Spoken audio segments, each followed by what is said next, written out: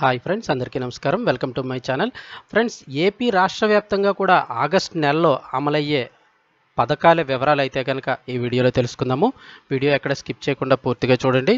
ఆంధ్రప్రదేశ్ కూటమి ప్రభుత్వం ముఖ్యమంత్రి అయినటువంటి చంద్రబాబు నాయుడు గారు పథకాల వరాలను అయితే కనుక ప్రకటించబోతున్నారు. సో ఈ ఆగస్టు నెలలో ఏ పథకాలు రాబోతున్నాయి, సో ఎవరెవరికి వస్తాయి, ఎప్పుడు వస్తాయనే పూర్తి వివరాలు అయితే కనుక ఈ వీడియోలో తెలుసుకుందాము.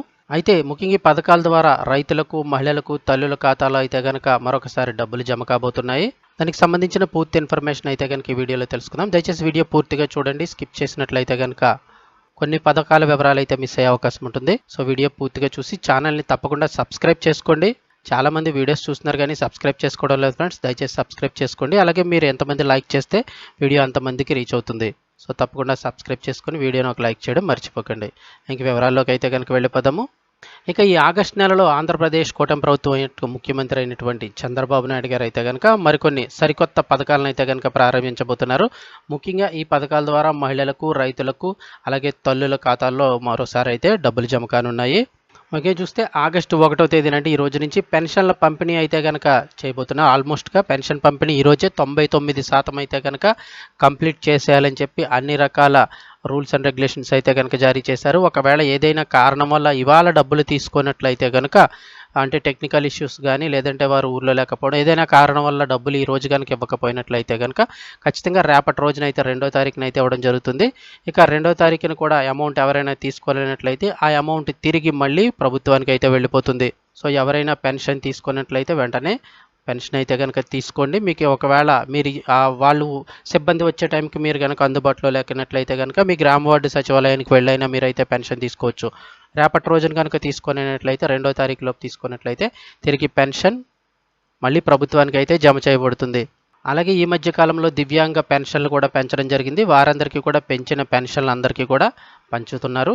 ఇక అలాగే పెన్షనర్కి సంబంధించి మరొక ముఖ్యమైన పథకాన్ని అయితే కనుక ప్రవేశపెట్టబోతుంది ఏపీ ప్రభుత్వము. ఎవరైతే హెల్త్ పెన్షన్స్ తీసుకుంటూ ఉన్నారో, హెల్త్ పెన్షన్స్ తీసుకునే వారందరి కోసం కూడా ఏపీ ప్రభుత్వం మరో పథకాన్ని అయితే ప్రవేశపెట్టబోతోంది. ముఖ్యంగా ఈ క్యాబినెట్ సమావేశం, ఈ నెలలో జరిగే క్యాబినెట్ సమావేశం తర్వాత క్యాబినెట్ సమావేశాలు ఈ నిర్ణయం తీసుకునే అవకాశం ఉందని అయితే చెప్తూ ఉన్నారు.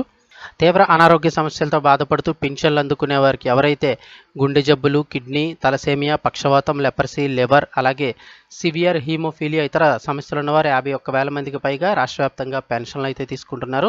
వారందరూ కూడా ఆసుపత్రికి వెళ్ళి రావడానికి అయితే కనుక ప్రతి నెల 200 నుంచి 600 రూపాయల వరకు ఖర్చు పెడుతున్నారు. ఒక్కొక్కళ్ళు అయితే కనుక, అంటే కిడ్నీ బాధితులు ఉన్నట్లయితే కనుక వారు ఒక నెలలో 2 సార్లు పైగా ఆసుపత్రికి అయితే కనుక వెళ్ళి రావాల్సిన పరిస్థితి అయితే ఏర్పడుతుంది. సో వారికి ప్రతిసారి 200 నుంచి 600 వెళ్ళి రావడానికి ఖర్చులు అయితే అవుతున్నాయి. సో ఇటువంటి వారందరికీ సంబంధించి అయితే కనుక ఉచిత బస్ పాస్లు అయితే కనుక ఇవ్వాలని ఏపీ ప్రభుత్వం అయితే నిర్ణయించుకుంది. దీనికి సంబంధించి త్వరలోనే ఈ క్యాబినెట్ సమావేశంలో అయితే నిర్ణయం తీసుకొని ఈ పెన్షనర్స్ అందరికీ, హెల్త్ పెన్షన్ తీసుకుంటున్న వారందరికీ కూడా ఉచిత బస్ పాస్లు అయితే కనుక అందజేయబోతున్నారు.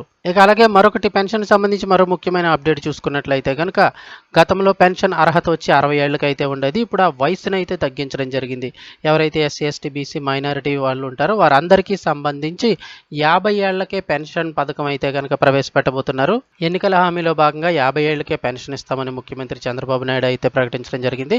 సో అందులో భాగంగా ఈ నెలలోనే దానికి సంబంధించి రిజిస్ట్రేషన్లు అయితే స్టార్ట్ అయ్యే అవకాశం ఉందని అయితే చెప్తూ ఉన్నారు. దానికి సంబంధించి ఎటువంటి అప్డేట్ వచ్చినా కూడా వెంటనే మన ఛానల్ ద్వారా మీకు అయితే తెలియచేయడం జరుగుతుంది. ఎలా అప్లై చేసుకోవాలి, ఏమిటి, ఏ పత్రాలు అవసరమవుతాయని కంప్లీట్ వివరాలు అయితే మీకు తెలియచేయడం జరుగుతుంది.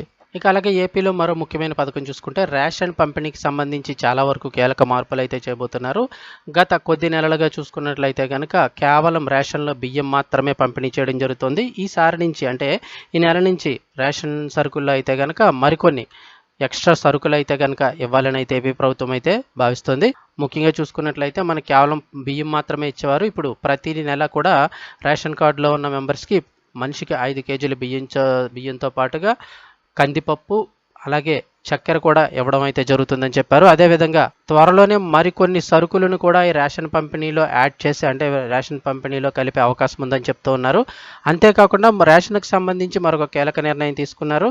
ప్రస్తుతం మార్కెట్లో పెరిగిపోతున్న ధరలను అయితే దృష్టిలో పెట్టుకొని రైతు బజార్లలో అయితే కనుక ప్రత్యేక కౌంటర్లు అయితే ఏర్పాటు చేసి ఈ కందిపప్పుని కిలో 150 రూపాయలకి, అదేవిధంగా సన్న బియ్యం ఏమైతే ఉన్నాయో స్టీమ్డ్ రైసు, అలాగే మామూలు రైస్ని కూడా 47-48 రూపాయల చొప్పున అయితే కనుక ఈ యొక్క రైతు మార్కెట్లలో ప్రత్యేక కౌంటర్లు అయితే ఏర్పాటు చేసి అయితే కనుక అమ్ముతూ ఉన్నారు.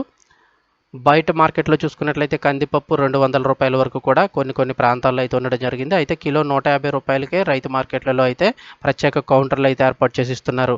ఇక అలాగే ఏవైతే ఏజెన్సీ ప్రాంతాలు ఉన్నాయో వారందరూ కూడా రేషన్ డిపోలకు అయితే కనుక వెళ్ళి తీసుకోవాల్సి ఉంటుంది. అంటే మన అందరికీ చూసుకుంటే ప్రతి నెల మొదటి వారం లేదా రెండో వారంలో అయితే కనుక మ్యాక్సిమం 15వ తారీఖు లేదా 10వ తారీఖు లోపల రేషన్ వెహికల్స్ ద్వారా ఇంటింటికి రేషన్ పంపిణీ అయితే చేయడం జరుగుతుంది. అయితే కొన్ని ఏజెన్సీ ప్రాంతాలు, గిరిజన ప్రాంతాల్లో సిగ్నలింగ్ వ్యవస్థ సరిగా లేకపోవడం, రేషన్ వెహికల్ వచ్చేటప్పటికి అందరూ గ్యాదర్ అయినా ఒకవేళ సిగ్నల్ లేకపోయినట్లయినా లేదా రేషన్ వెహికల్ కొన్ని ప్రాంతాల్లోకి సరిగా వెళ్ళకపోవడం, లేట్ అవ్వడం ఇలాంటివి అయితే జరుగుతున్నాయి. కాబట్టి ఆయా ప్రాంతాల్లో ఉన్న గతంలో ఇచ్చే మాదిరిగా రేషన్ దుకాణాలు ఏవైతే ఉన్నాయో అక్కడికే వెళ్ళి తీసుకునే ఏర్పాట్లు అయితే కనుక తిరిగి మళ్ళీ చేస్తూ ఉన్నారు. ఇక అలాగే మరో ముఖ్యమైన పథకం చూసుకున్నట్లయితే కనుక ఏపీ రైతుల ఖాతాలోకి అన్నదాత సుఖీభవ పథకం పేరు మీద అయితే కనుక రైతుల ఖాతాలు అందరి ఖాతాల్లోకి కూడా మరోసారి ఏపీ ప్రభుత్వం 20,000 రూపాయలు అయితే కనుక జమ చేయబోతోంది. అర్హత కలిగిన ప్రతి ఒక్క రైతు ఖాతాలోకి కూడా ఈ 20,000 రూపాయలు అయితే జమ చేయబోతోంది ఏపీ ప్రభుత్వము. ఎవరైతే పీఎం కిసాన్కి సంబంధించి ఈ యొక్క పీఎం కిసాన్ డబ్బులు అయితే ఎవరైతే పొందుతున్నారో వారందరూ కూడా ఈ అన్నదాత సుఖీభవ పథకానికి కూడా అర్హత పొందినట్లే వారందరికీ కూడా ఈ 20,000 రూపాయలు అయితే కనుక రావడం జరుగుతుంది. ఇది కేంద్ర రాష్ట్ర ప్రభుత్వాలు సంయుక్తంగా నిర్వహిస్తున్న గత ప్రభుత్వ హయాంలో రైతు భరోసా పథకం మీద అయితే ఉండేది. 13,500 రూపాయలు అయితే ఇచ్చేవారు. ఇప్పుడు దాన్ని ఎన్నికల హామీల్లో భాగంగా ఆ అమౌంట్ని అయితే 20,000కి పెంచి కేంద్ర ప్రభుత్వం ఇచ్చేదాంతో పాటు రాష్ట్ర ప్రభుత్వం మరికొంత డబ్బులు కలిపి రైతులందరికీ కూడా ఈ 20,000 రూపాయలు అయితే ఇవ్వడం జరుగుతుంది. అంతేకాకుండా ఇందులో మరో ముఖ్యమైన విషయం ఏమిటంటే ఎవరైతే కౌలు రైతులు ఉంటారో వారందరికీ కూడా ఈ పథకాన్ని అయితే కనుక ఏపీ ప్రభుత్వం అమలు చేయబోతోంది.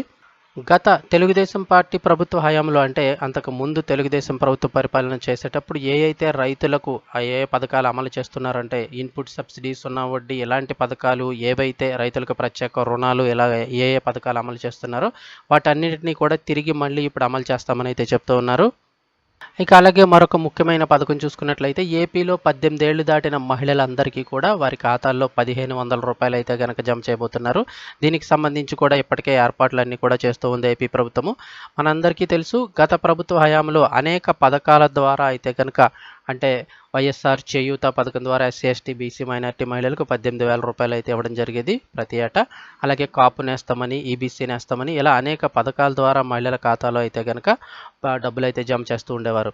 ఇప్పుడు ఇలా ఇంచుమించుగా ఇదే పథకం ద్వారా అయితే కనుక ప్రతి మహిళ ఖాతాలో నెలకు 1,500 రూపాయలు వేయడం ద్వారా సంవత్సరానికి అంటే ప్రతి ఏటా కూడా 18,000 రూపాయలను అయితే కనుక మహిళల ఖాతాలో జమ చేయబోతోంది ఏపీ ప్రభుత్వము. ఇక ఈ పథకానికి సంబంధించి త్వరలోనే అంటే ఆగస్టు 2వ వారంలో అయితే కనుక అర్హతలు, విధి విధానాలు, అదేవిధంగా ఎలా అప్లై చేసుకోవాలి ఈ కంప్లీట్ వివరాలు అయితే కనుక విడుదల చేయబోతోంది ఏపీ ప్రభుత్వము. అంటే కేబినెట్ సమావేశం తర్వాత ఇది నెల 9వ తారీఖు తర్వాత జరిగే కేబినెట్ సమావేశంలో అయితే కనుక దీనికి సంబంధించి అర్హతలు అయితే కనుక నిర్ణయించబోతున్నారు.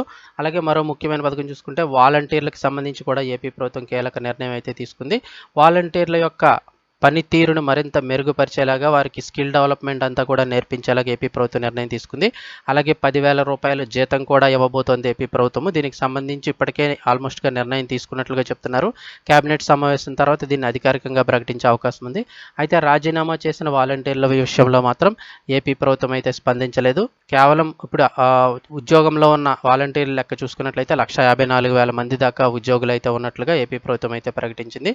సో వీరికి మాత్రమే తిరిగి మళ్ళీ జాబ్లు అయితే ఇచ్చి 10,000 రూపాయల జీతము అలాగే వీరికి ప్రత్యేక విధులు కూడా అప్పగించే అవకాశం ఉందని అయితే చెప్తూ ఉన్నారు. సో ఇది ఫ్రెండ్స్ అప్డేట్. వీడియోస్ తప్పకుండా లైక్ చేయండి. మరిన్ని పథకాలకు సంబంధించిన వివరాలు అయితే నెక్స్ట్ వీడియోలో తెలుసుకుందాము.